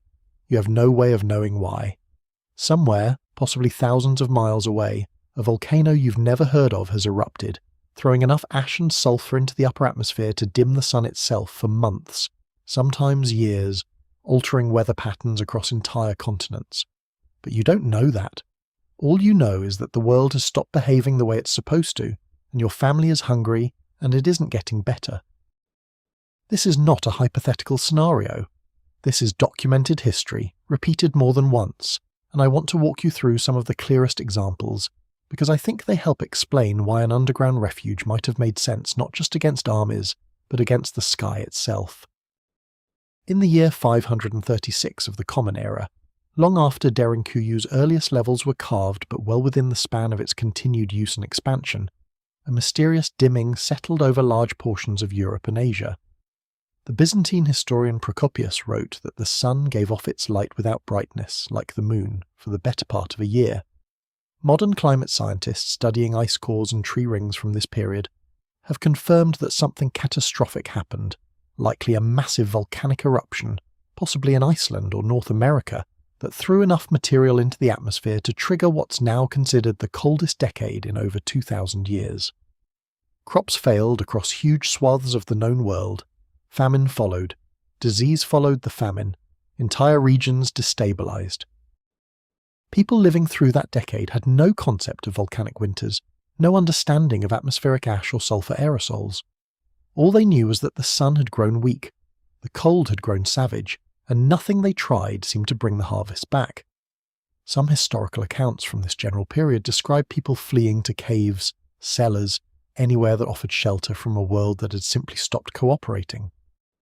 Go back further, closer to the earliest phases of construction at Derinkuyu, and you find evidence of an even more significant regional disaster. Around 3,500 years ago, the volcanic island of Thera, in the Aegean Sea, erupted in one of the most powerful volcanic events of the ancient world, an explosion so massive it likely triggered tsunamis across the eastern Mediterranean and threw enough ash into the sky to disrupt regional climate for years afterward. Some researchers connect this eruption to the later Greek legends of a lost civilization swallowed by the sea. Ash layers from this event have been found scattered across sites throughout Turkey, Egypt, and the wider region, physical evidence still sitting in the ground today of just how far-reaching this single catastrophe actually was. If you were living in central Anatolia during the years following an eruption like this, you would not have needed to understand volcanology to know that something was deeply wrong. You would have seen strange skies. You would have watched crops fail for reasons no one could explain. You might have heard, through trade routes and travelling merchants, fragmented and frightening accounts of coastal cities destroyed entirely, of ash falling like snow in places that had never seen snow before. And then, roughly 1,000 years after that, comes one of the most significant and best documented collapses in the ancient world, a period historians now call the Bronze Age collapse, when, across a few short decades around 1200 BCE, dozens of major civilizations throughout the eastern Mediterranean and Near East fell apart, sometimes catastrophically. Cities burned. Trade networks that had connected the region for centuries simply stopped functioning. Some written languages disappeared entirely for generations.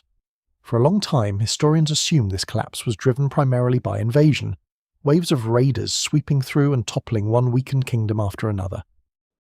More recent research complicates that picture significantly. Tree ring data and pollen samples from across the region show clear evidence of a sustained, severe drought spanning several decades right around this same period, a drought serious enough to devastate agricultural output across the entire eastern Mediterranean simultaneously. Under that reading, the invasions and collapses that mark this era weren't simply the cause of the crisis. They were, at least in part, a symptom of it. Populations destabilized by prolonged famine, pushed into desperate migration, sometimes turning to raiding and conquest simply because their own homelands could no longer sustain them. If that's accurate, and the evidence increasingly suggests it is, then the people living through the Bronze Age collapse experienced something genuinely terrifying and genuinely difficult to distinguish from the outside. Was the danger the drought itself slowly starving your community from within? Or was it the desperate, displaced populations that drought produced, arriving at your borders looking for food, for land, for anything that might keep their own families alive? In practice, both threats would have arrived together, tangled into a single, sustained crisis that lasted not for a season, but for generations. This is, I think, where the environmental and human explanations for Derinkuyu stop being separate theories and start looking like two faces of the same underlying disaster.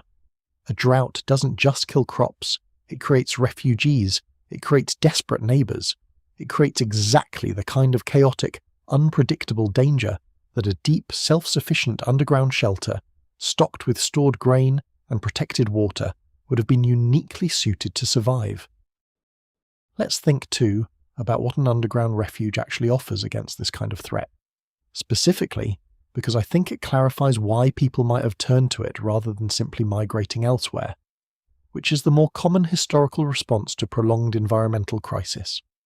Migration requires somewhere better to go, and during a regional catastrophe significant enough to trigger something like the Bronze Age collapse, there often isn't anywhere meaningfully better. Every neighbouring region is dealing with the same failed harvests, the same strained resources, the same desperate populations. Moving, in that situation, doesn't solve the problem.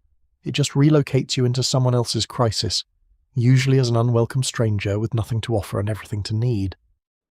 Staying and waiting it out, if you have the means to actually survive the waiting, becomes the more rational choice, and Derinkuyu, more than almost any structure I can think of from the ancient world, was built specifically to make waiting possible. Stable, unchanging temperature, regardless of what's happening with the weather above. Protected water that doesn't depend on rainfall or river levels. Enormous storage capacity for grain and other preserved food.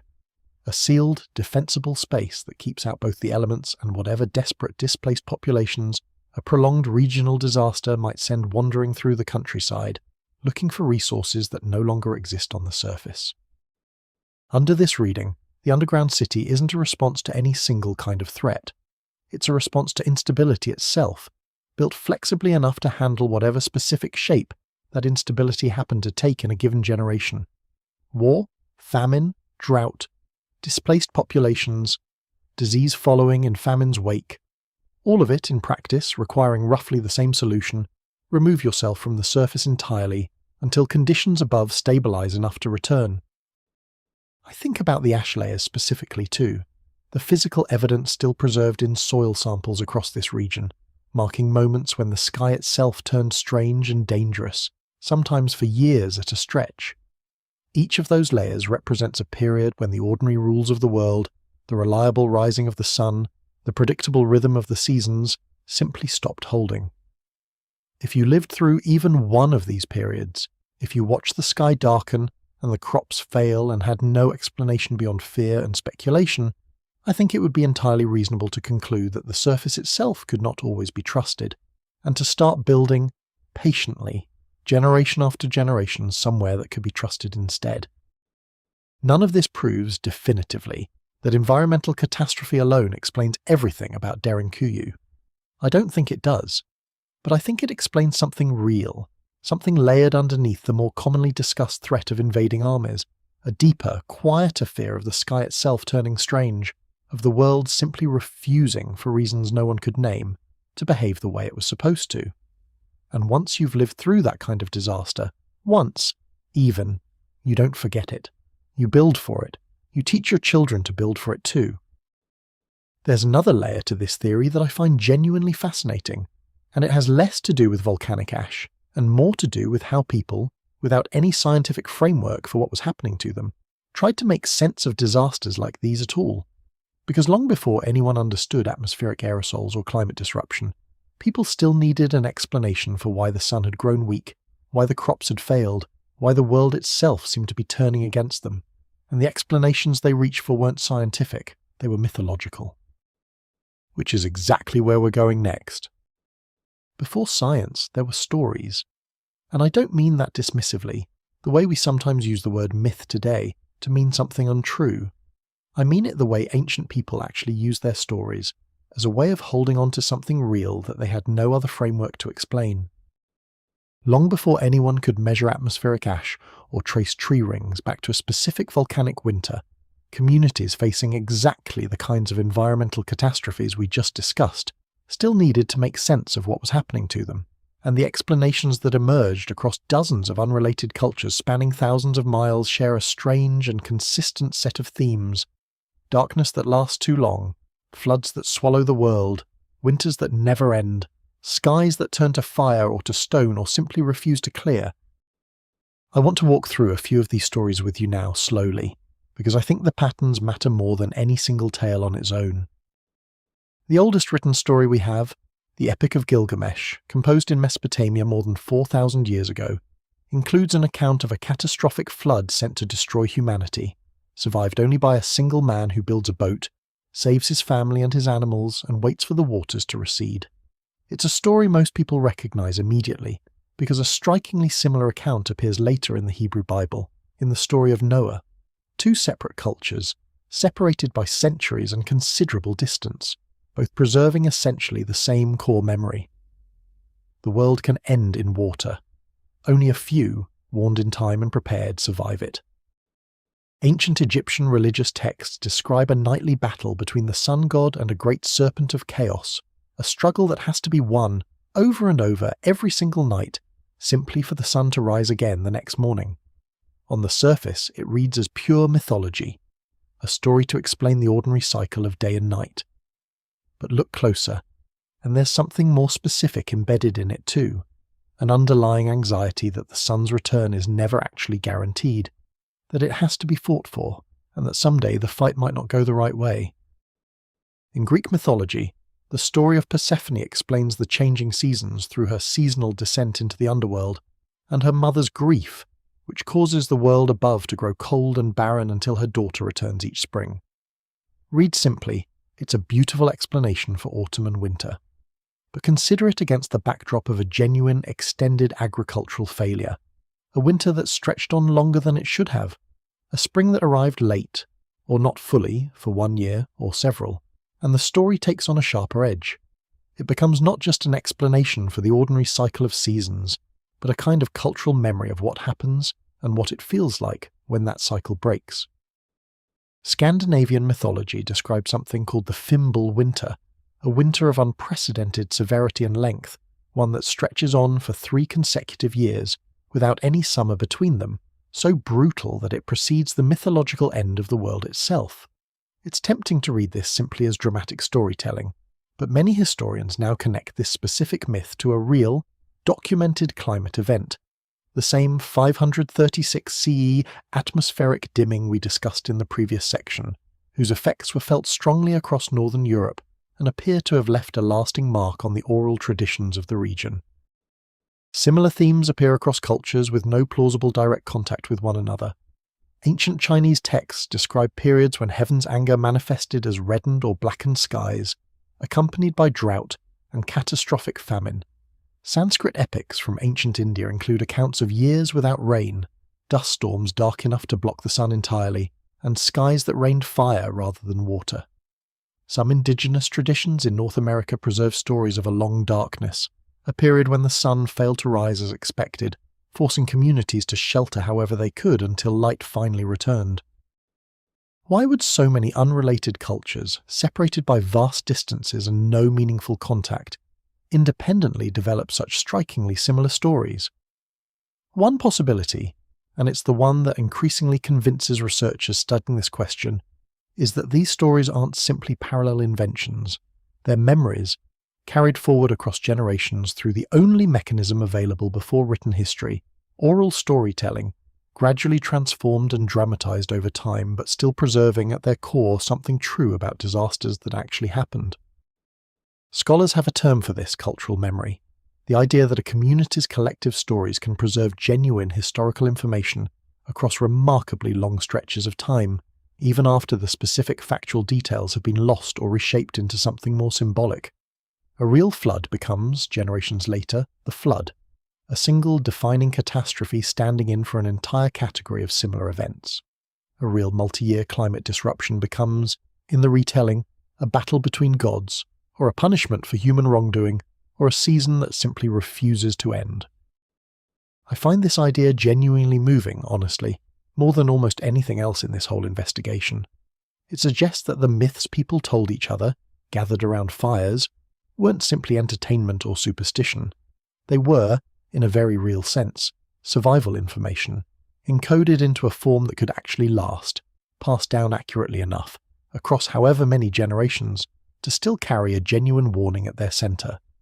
When the sky turns strange, when the crops fail without explanation, when the cold refuses to end, our ancestors survived it by going somewhere safe and waiting. Which brings us back to Derinkuyu and to the people who built it generation after generation in this specific region of central Anatolia. What stories would they have grown up with? We don't have a surviving text that says, explicitly, we built this because of a specific myth. But we know from the broader cultural context of the ancient Near East that stories about catastrophic darkness, world-ending floods, and punishing winters were common currency across this entire region, shared and adapted between neighbouring cultures over thousands of years of contact and trade. If you grew up hearing stories like these generation after generation alongside actual lived experience of real environmental disruption, ash-darkened summers, failed harvests, strange years that genuinely did resemble the myths in their broad shape, I think it becomes entirely reasonable that building a permanent physical answer to those stories, a real refuge, ready at all times, deep enough and stocked well enough to actually survive the kind of prolonged catastrophe your stories warned you about, would start to feel less like paranoia and more like simple, prudent inheritance. There's a specific category of local legend in this region too, worth mentioning here. Stories about what folklorists sometimes call the sleeping earth, tales describing times when the world above became genuinely deadly, and only those who retreated below survived to see it end. Some versions attribute the danger to monsters, others attribute it to divine anger, but the underlying structure of the story remains remarkably consistent across the different tellings. Somewhere below there is safety. Somewhere above danger can arrive without warning, and the wise thing, the thing your ancestors did and survived because of, is to already have somewhere ready to go. I think stories like this function almost like a blueprint, quietly transmitted alongside the practical knowledge required to actually build one. A myth tells you why you should be prepared. Generations of accumulated engineering knowledge tell you how. Together, layered across enough centuries, they produce something like Derinkuyu, a physical structure built partly from practical necessity and partly from inherited fear, so thoroughly intertwined by the time construction reaches the scale we see today that separating the two threads becomes almost impossible. It's worth noting, too, that myths in this tradition rarely separate cleanly into categories the way we might want them to for the sake of a tidy explanation. The same story that describes a catastrophic flood might also describe an invading army arriving in its aftermath. The same tale about a darkened sky might also feature a wicked ruler or a besieging force using the chaos as cover for conquest. Ancient storytellers, much like the people who lived through these events in the first place, didn't necessarily distinguish cleanly between natural disaster and human threat. Both arrived, often together, wrapped inside the same fearful, formative memory, passed down as a single, tangled warning rather than two separate ones. That tangling, I think, might be the most honest reflection of what actually happened historically in this region, more honest, in its way, than any single clean theory could be. Disaster rarely arrives alone. Drought brings famine. Famine brings desperate, displaced populations. Desperate populations sometimes turn to raiding, or invasion, or conquest simply to survive. By the time a story about any of this gets told around a fire, 3 or 4 generations later, the natural and the human threats have usually already merged into a single, undifferentiated fear. A fear the myths preserve faithfully, even if the precise historical sequence behind it has been lost. Which brings us finally to the third explanation, the one that gets discussed most often, and that I think deserves the same careful, patient attention we've given to the other two. Not the sky, not the old stories, but other people. Because whatever else drove the builders of Derinkuyu underground, again and again, across more than 2,000 years, human conflict was, without question, a genuine and recurring part of the picture. And the deeper you look at the specific defensive choices built into this place, the more clearly a very particular, very human kind of fear starts to emerge. Let's set the sky and the old stories aside for a moment and talk plainly about other people, because I don't think we can finish this investigation honestly without doing that. Human conflict has existed for as long as human beings have, and the archaeological record makes that clear well before anything resembling written history begins.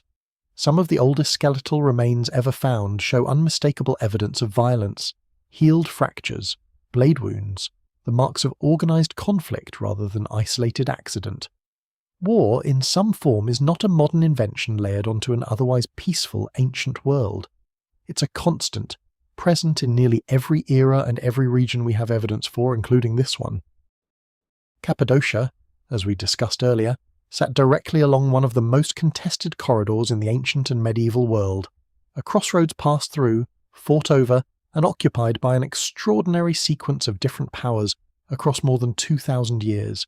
Hittites, Persians, various Hellenistic successor kingdoms following Alexander, Romans, Byzantines, Arab raiding forces during the early medieval period, Seljuk Turks, Mongol incursions. Eventually Ottoman authority, not always applied gently, particularly toward religious minorities in later centuries. Each of these waves brought its own specific character of danger. Some were large, organised military campaigns, armies moving through with clear strategic objectives, conquest, tribute, territorial control. Others were smaller, faster, and in some ways more frightening precisely because of their unpredictability. Raiding parties moving quickly through the countryside, striking isolated settlements, taking what they could carry, and vanishing before any organised defence could respond. I think it's this second category, the raiders rather than the armies, that actually explains more about Derinkuyu's specific design than the large-scale invasions usually get credit for. A conventional siege, the kind waged by an organised army against a walled city, has its own established logic: encirclement, starvation, direct assault against fixed points.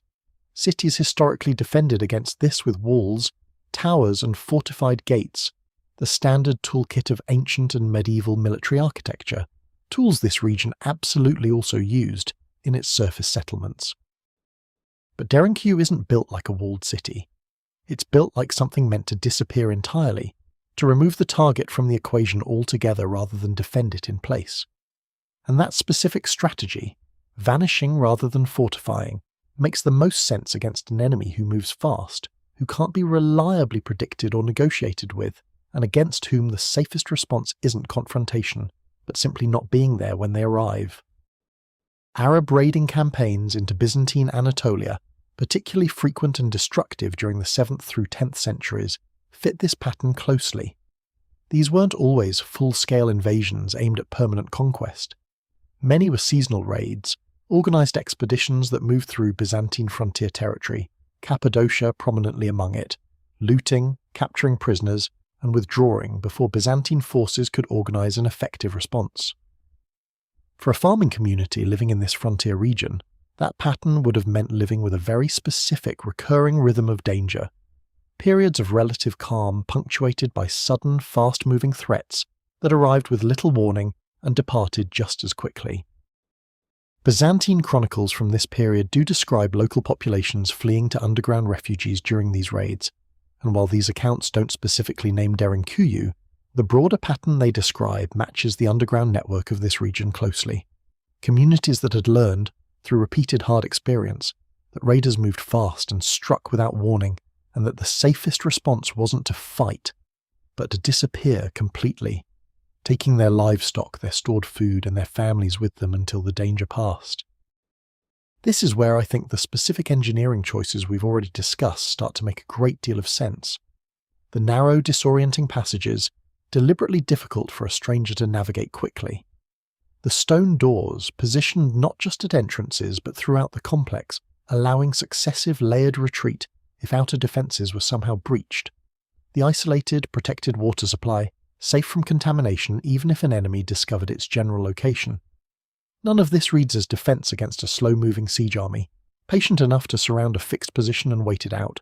It reads as defence against something faster, more mobile and more opportunistic. An enemy who needed to be outlasted for days or weeks, not defeated in open combat. I think too about the warning systems this kind of defence would have required. Someone had to know danger was approaching in time to get an entire community, along with their livestock, safely underground and sealed behind stone doors before the threat arrived. That implies some kind of lookout system, watchers positioned to spot approaching riders or dust clouds on the horizon, and a reliable way to signal the alarm across a community that might be spread across a fairly wide area of farmland and settlement. We don't have direct archaeological evidence of exactly how this warning system worked, but the underground city's design only makes sense if some version of it existed, functioning reliably enough generation after generation that people trusted it enough to build their entire defensive strategy around having enough warning to disappear in time. There's something else worth considering here too, a detail that shifts how I think about the whole picture. The entrances to these underground cities were deliberately disguised, hidden inside what looked, from the surface, like ordinary features of daily life. Some entrances were built into the bottom of working wells, others were disguised as simple storage cellars, or animal pens, or in later periods tucked inside the floors of churches and monasteries. If you didn't already know exactly what you were looking for and exactly where to look, you could walk directly over one of these entrances and never suspect anything unusual lay beneath your feet. That level of deliberate concealment tells us something important. This wasn't simply a shelter people retreated to openly, the way you might retreat to a known, visible fortress during a siege. It was a secret, and a carefully protected one, maintained specifically because its effectiveness depended entirely on the enemy, not knowing it existed at all. A raiding party that knew exactly where an underground refuge was located and exactly how to access it could potentially starve out or smoke out the population sheltering inside given enough time and determination. A raiding party that didn't know the shelter existed at all would simply move on, finding nothing worth their continued effort in a settlement that appeared from the surface to have already been abandoned. Concealment, in other words, wasn't a secondary feature of this design. It may have been the single most important one, more important, in practical terms, than any individual stone door or defensive passage. The best defense against an enemy who couldn't be fought directly wasn't a stronger wall. It was disappearing so completely that the enemy had nothing left to attack. I think about the later Christian communities too, who expanded and used significant portions of this underground network during the Byzantine and early Ottoman periods, sheltering not just from opportunistic raiders, but from targeted religious persecution, a very different and in some ways more calculated kind of human threat. This wasn't a random raiding party passing through. This was at various points in this region's long and complicated history, organised persecution, seeking out a specific community for specific reasons, motivated not by simple plunder, but by something closer to targeted elimination. Against a threat like that, concealment becomes even more essential, and the psychological weight of hiding becomes even heavier. You're not simply protecting your grain stores and your livestock from opportunistic theft. You're protecting your community's continued existence from people who have decided, specifically and deliberately, that your existence itself is the problem they intend to solve. I think that distinction matters enormously for understanding the particular character of dread embedded in the deepest, most heavily defended levels of this complex, the ones built as a final refuge, the ones with the heaviest doors and the most reinforced passages. Those aren't the defences you build against an opportunistic raider looking for an easy target elsewhere. Those are the defences you build against someone who has already decided you specifically are the target and won't easily be discouraged from continuing to look. So where does this leave us, honestly, weighing all three explanations together? I don't think there's a single, clean answer, and I've come to believe that's not actually a failure of the investigation. I think it's the truth of the place itself. Derinkuyu wasn't built in response to one threat once, and then simply maintained out of habit for 2,000 years. It was built and rebuilt, expanded and refined, generation after generation, each one responding to whatever danger felt most immediate and most real to them at the time, war or weather or persecution, or some tangled combination of all three arriving together, the way real historical disaster usually does. What survives, in the stone itself, isn't a record of any single crisis. It's a record of a community's relationship with danger in general, sustained and refined across an almost unimaginable span of time, until the practice of going underground when the world above turned unsafe became simply what you did. Not out of any single specific memory, but out of an accumulated, inherited wisdom broad enough to cover almost any threat the surface world might eventually produce. And now, I think, we're finally close enough to step back and ask what all of this actually means. Not just what threatened them, but what it says about all of us, that a community, faced with danger this varied and this persistent, chose not to fight and not to flee entirely, but to build, patiently, generation after generation, somewhere safe enough to simply wait it out. Thank you so much for watching. If you'd like to see more videos like this, please consider leaving a like and subscribing to the channel. It really helps us keep making more content. See you in the next one. But before you drift off, let me leave you with this. I've spent a long time now with this place, moving through it the way we have tonight, one layer at a time, stone by stone, well by well, door by door, and I keep arriving at the same quiet realization. Derinkuyu isn't really a mystery about what people feared. Not primarily, it's a mystery about what they were willing to do about it. Because fear alone doesn't build 18 levels of anything. Fear alone doesn't carve 52 ventilation shafts true and straight through 300 feet of solid rock. Fear alone doesn't design a water system sophisticated enough to survive an enemy that could poison every river in the region and never touch what mattered most. Fear, left alone, tends to produce panic or flight or paralysis. What we find at Derinkuyu isn't panic, it's patience. Refined across more generations than most nations have existed, turned slowly and deliberately into shelter. I think that's the real inheritance this place leaves us, more than any single answer to the question of what specifically drove its builders underground. Every civilization, in every era, including our own, eventually has to reckon with the same basic truth. The world above ground is not always safe. Sometimes it's war. Sometimes it's the sky itself turning strange and unreliable. Sometimes it's disease, moving quietly through water and air in ways no one fully understands until it's already arrived. Sometimes, hardest of all, it's other people, deciding, for reasons that can feel impossible to reason with, that your community's continued existence is itself the problem. What Derinkuyu shows us, more clearly than almost anywhere else I can think of in the ancient world, is what a community can build when it refuses to simply accept that vulnerability is permanent. Not a fortress, in the traditional sense, meant to stand and fight. Something quieter, and in some ways more radical. A decision to remove themselves entirely from danger's reach, again and again, for as long as it took, until the world above finally settled back into something survivable. I keep thinking about the children who grew up down there too, in whatever combination of fear and ordinary daily life that existence actually involved. the carved school benches, the small toys found scattered among the debris of the smaller chambers, the rows of oil lamp niches suggesting evenings spent together, sharing what light they could afford to burn, probably telling the same stories over and over the way families do.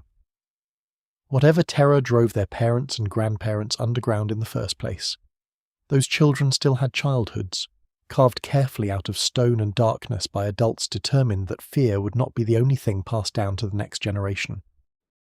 That, I think, might be the truest legacy of this place. Not the engineering, remarkable as it is. Not even the mystery of exactly what threat justified all of it, layered and tangled as that mystery remains, even now, after everything we've walked through together tonight. The truest legacy is simpler than that, and somehow larger too. Even in the deepest, most sustained uncertainty, people found a way to keep living. Not merely surviving, though they certainly did that. Living, teaching, praying, playing, falling asleep to the sound of family nearby, the way you might be falling asleep right now in your own quiet corner of the world, however many thousands of years and thousands of miles removed from that particular darkness. The doors of Derinkuyu are still there, even now, still capable, in theory, of rolling shut one more time, sealing one more level, protecting whoever might someday need them again. Nobody has needed them in a very long time. The threats that drove their construction, whatever specific mixture of war and weather and fear they actually were, have long since passed into history, remembered now mostly by researchers and by people like you and me, drifting through the mystery of it together in the quiet hours of the night. But the stone remembers, in its own patient way. The wells still hold water, the air still moves unassisted through shafts nobody has maintained in longer than anyone can say. The rock still curves smoothly overhead, in rooms that once held 20,000 people and their animals and their fear, and somehow, alongside all of that, their hope too. I think that's where I want to leave you tonight. Not with the question of what they were running from, because I don't think that question ever fully resolves. Not completely, not with the evidence we have. I want to leave you with the quieter, steadier fact underneath it. They built something that lasted, something that held patiently through darkness they couldn't have fully explained even to themselves until whatever they were waiting out finally, eventually passed. Somewhere beneath a quiet hillside in central Turkey, that shelter is still there, still whole, still ready, holding its long, careful silence in the dark. And somewhere above it, the world kept turning anyway, the way it always does, the way it's turning right now, gently, while you let yourself finally rest. If you had to disappear underground for a year, sealed away from everything familiar, what's the one small thing from the surface you think you'd miss the most? Let me know in the comments, whenever you happen to see this, whatever time it happens to be for you. I always love reading them. Sleep well,